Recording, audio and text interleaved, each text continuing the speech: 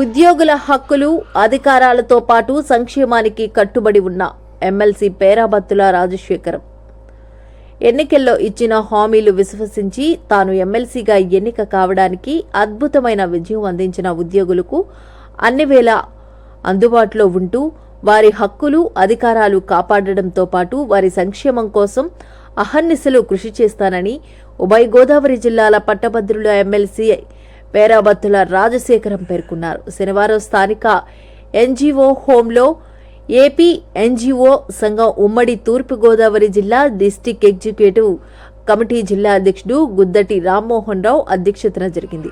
ఈ సమావేశంలో ఆయన మాట్లాడుతూ ప్రస్తుత సమాజంలో విలువలతో కూడిన రాజకీయాలు చేయడంతో పాటు సామాన్యుడు సైతం ప్రత్యక్ష రాజకీయాల్లో పోటీ చేసేందుకు ఆసక్తి కనబర్చే విధంగా స్ఫూర్తి తేవడానికి సహకారం అందించాలని కోరారు.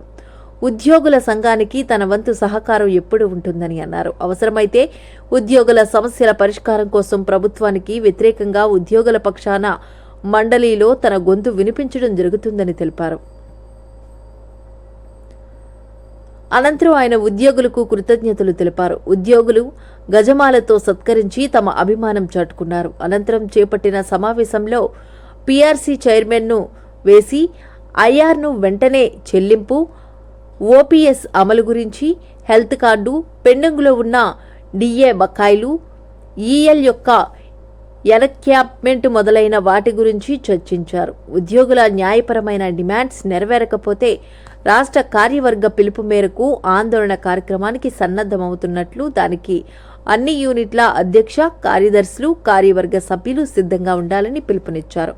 ఉమ్మడి తూర్పుగోదావరి జిల్లా శాఖ ఖాళీగా ఉన్న పోస్టులను జిల్లా ఉపాధ్యక్షులు మహిళా 1, జిల్లా కార్యనిర్వహణ కార్యదర్శి 1, జిల్లా సంయుక్త కార్యదర్శి 2 ఈ సమావేశంలో భర్తీ చేయడం జరిగిందని తెలిపారు. ఈ సమావేశానికి పరిశీలకులుగా రాష్ట్ర ఉపాధ్యక్షులు డివి రమణ, రాష్ట్ర సమాచార కార్యదర్శి జానకి, ముఖ్య అతిథిగా ఏపీ ఎన్జీఓ అసోసియేషన్ రాష్ట్ర ఉపాధ్యక్షులు పసిపిలేటి శ్రీనివాసు పాల్గొన్నారు.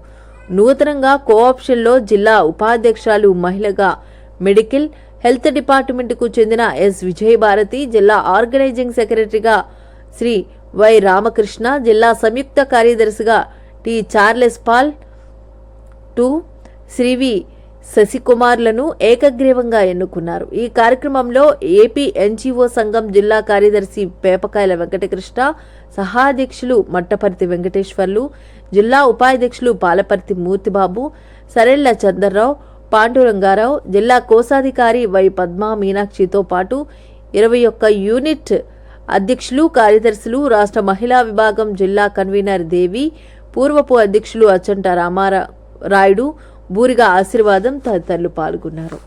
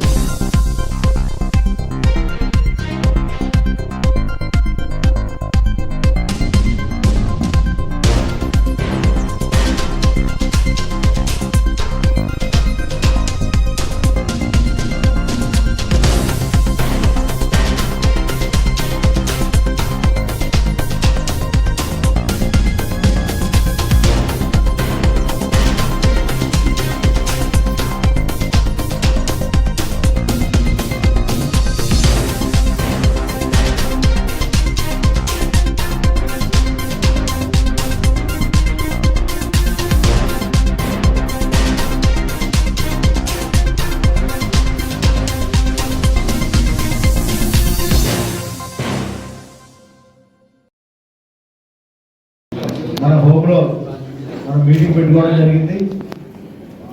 ఆ రోజునే ఆయన చెప్పారు, ఉద్యోగుల సమస్యలు, ఉద్యోగ ఉపాధ్యాయ కార్మికుల సమస్యలు ఏదైనా కూడా నేను ప్రభుత్వం దృష్టికి నేరుగా తీసుకెళ్తానని. అంటే ఇప్పుడున్నటువంటి కూటమి ప్రభుత్వం, రాష్ట్ర ముఖ్యమంత్రి గౌరవనీయులు మరి చంద్రబాబు నాయుడు గారు,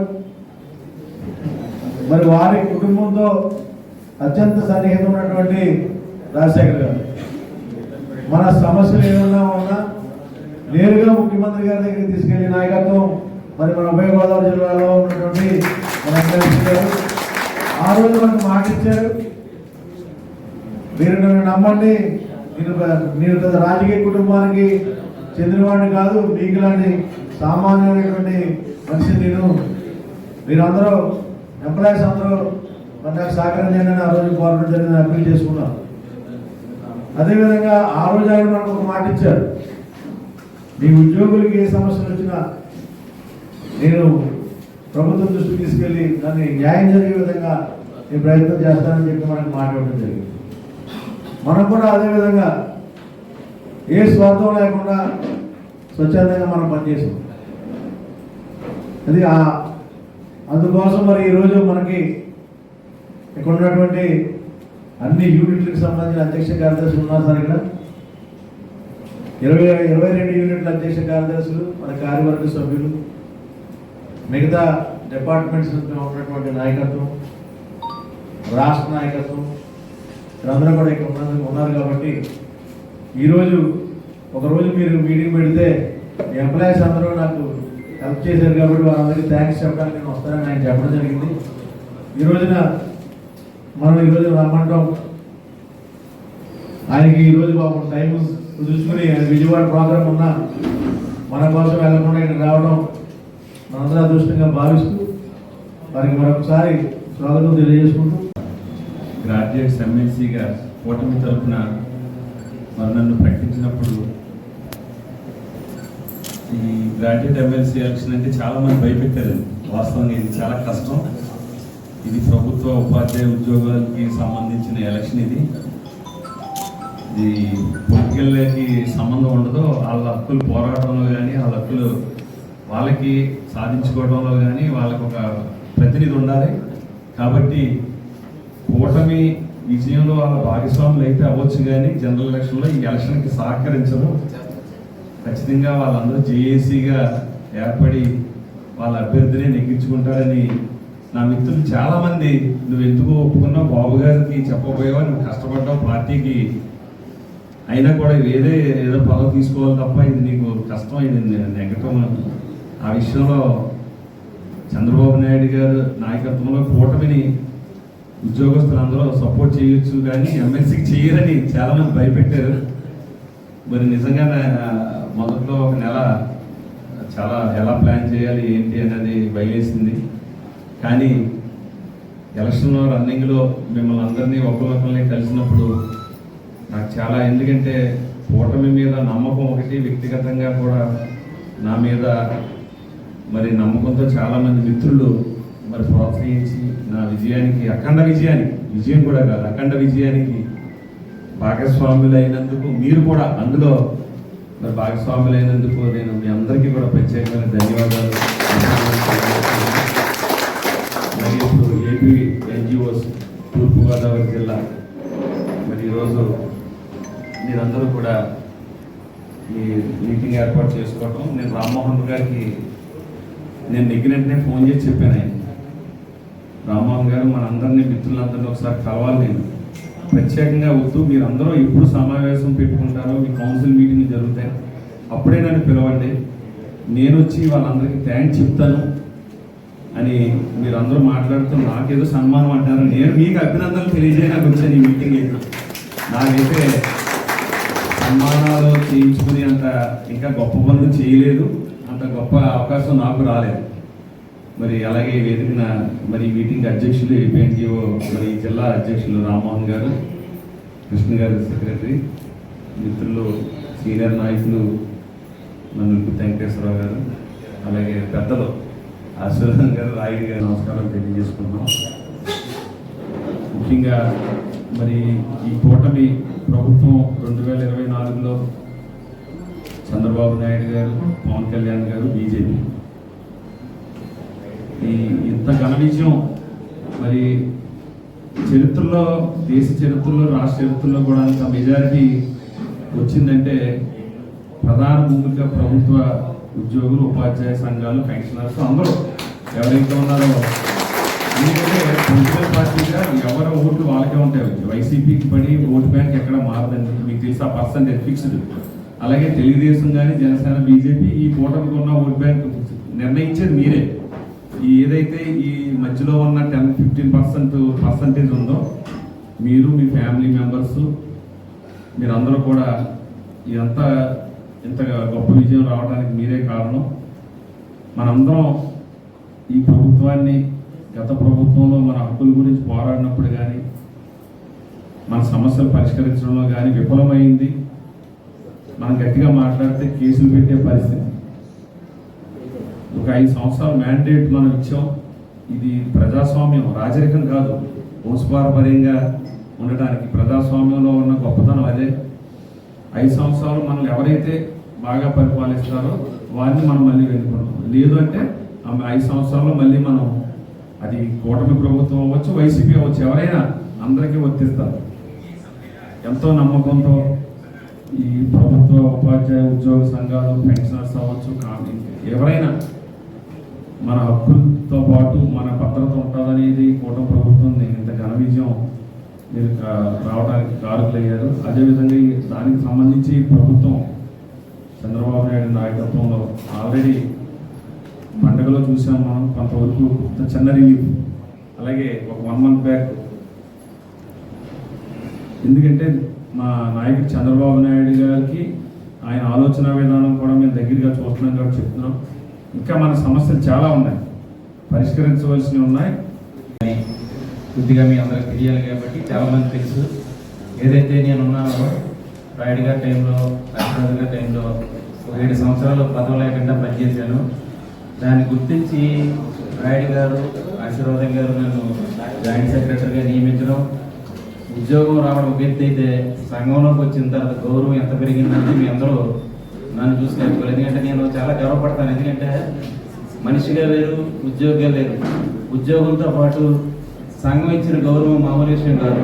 మామూలుగా అయితే నేను మామూలుగా ఒక ఫార్మసిస్ట్ గాను, లేకపోతే బొత్స శ్రీనివాస్ గాను మీ అందరికీ తెలుసు. కానీ ఏపీఎన్జిఓ సంఘంలోకి వచ్చిన తర్వాత, ఇక్కడ డిసిప్లిన్ నేర్చుకున్న తర్వాత, జిల్లా స్థాయి నుంచి రాష్ట్ర స్థాయికి 2 పర్యాయాలు అయితే నాకు రాయుడు గారు, ఆశీర్వాదం గారు అవకాశం ఇస్తే దాన్ని రామ్మోహన్ గారు అయితే కంటిన్యూ చేసి ఈ రాష్ట్రంలో 3వ దఫా నన్ను స్టేట్ వైస్ ప్రెసిడెంట్గా చేసింది ఈ కార్యవర్గం. ముందుగా అందరికీ రుణపడుతాను. అదేవిధంగా చాలా సంఘాలు చూస్తూ ఉన్నారు మీరు, మాదే గొప్ప సంఘం, మాదే గొప్ప సంఘం అని. కానీ మనం ఎప్పుడు కూడా మన గొప్ప సంఘం చెప్పం. ఎందుకంటే సంఘం ఇక్కడ ఒకటి రాసి ఉంటుంది, వ్యక్తిగత వ్యవస్థ అని. వ్యవస్థతో వచ్చిందే ఏపీఎన్జిఓ సంఘం. మిగిలిన సంఘాలన్నీ వ్యక్తుల గురించే పనిచేసేది తప్ప మీరు చూశారు ఒక రాష్ట్ర సంఘంలో ఎలా ప్రజెంట్ చేస్తే సీఎం లెవెల్లో వాళ్ళకు ఉన్న ఇబ్బందులు ఉన్నా సరే, మనం దాచుకున్న డబ్బులైనా సరే, ఉన్న పరిస్థితులను బట్టి ప్రజెంట్ చేయడంలో ఈ మధ్యకాలంలో గవర్నమెంట్ని, సాగర్ గారు అయితేనే, శివరెడ్డి గారు అయితే, రాష్ట్ర సంఘం అయితే కానీ దఫదఫాలుగా కలిసి ఎంత బాగా చెప్పాలో అంత బాగా చెప్పి మెప్పించి, రాష్ట్రంలో కష్టాలు ఉన్నా సరే మనకి రావాల్సిన బకాయిలు చాలా వరకు ఇంచుమించుగా 30% బకాయిలు ఇచ్చారంటే ఆ ఘనత ఏపీఎన్జిఓ సంఘానిదే. ఎవరు కూడా దాన్ని ఒప్పుడు కేవలం. ఎందుకంటే అధ్యక్ష కార్యదర్శులు, మిగతా అందరికీ నా నమస్కారాలు. ముందుగా మీ అందరికీ గురించి చెప్పమని, దాంట్లో నాకు నేను ఏపీ స్టేట్ దాంట్లో పబ్లిసిటీ సెక్రటరీగా చేస్తున్నాను. ఎన్జిఓ సమాచారానికి సంబంధించి నన్ను మీ జిల్లాకి నియమించారు కాబట్టి ఎన్జిఓ సమాచారం గురించి చెప్పడం కోసం అనేసి మాట్లాడుతున్నాను. ఇంతటి వరకు ఉన్నటువంటి మన ఉద్యోగ సంఘాలలో 74 సంవత్సరాల పాటు ఉన్నటువంటి చరిత్ర కలిగినటువంటి సంఘము మన ఏపీ ఎన్జిఓ సంఘం ఒకటే. అది గర్వంగా చెప్పుకోగలుగుతున్నాం. ఏ ఉపాధ్యాయ సంఘాలు కానీ తర్వాత ఉద్యోగ సంఘాలు ఉన్నా కూడా మనది ఒకటి మాత్రం, మన సంఘానికి ఒకదాని సంఘానికే చరిత్ర ఉంది. ఆ చరిత్ర అనేటువంటిది ఇతర సంఘాలకు కూడా లేదు. అదేవిధంగా మనకి రెండవది ఏంటంటే మ్యాగజైన్. ఈ మ్యాగజైన్ అనేటువంటిది మనకు మాత్రమే ఉంది. ప్లస్ ఉపాధ్యాయులలో ఉన్నా కూడా వాళ్ళకు ఉన్నటువంటి రేపో కానీ అది ఏమీ లేదు. మనకి 5 దశాబ్దాలుగా మనకు ముందు ఉన్నటువంటి పూర్వీకులందరూ కూడా ఈ యొక్క మ్యాగజైన్ని బలపరుచుకుంటూ అప్పటి నుంచి మనకి ఎంతో కాలంగా మనం నడుపుకుంటూ వస్తున్నాం. కానీ ఇప్పుడు ఇది నడుపుకోవడానికి కొంచెము క్లిష్ట పరిస్థితిలో ఉన్నదని చెప్పుకోవచ్చు. కానీ సోషల్ మీడియాలో కూడా వచ్చింది. ఆ సోషల్ మీడియాలోకి వచ్చిన తర్వాత మనకేంటంటే దాంట్లో మనము చేయవలసిన కార్యక్రమాలు కానీ ఆ కార్యక్రమాల విషయాలు కానీ తర్వాత మనము అంటే జీవోలు కానీ అవన్నీ వస్తాయి. కానీ మన భావజాలం అనేటువంటిది దాని విధంగా మనకేం తెలియదుగా. అందరూ సోషల్ మీడియాలో వచ్చిన దాన్ని ప్రతి ఒక్కరూ చూస్తారని లేదు, ప్రతి ఒక్క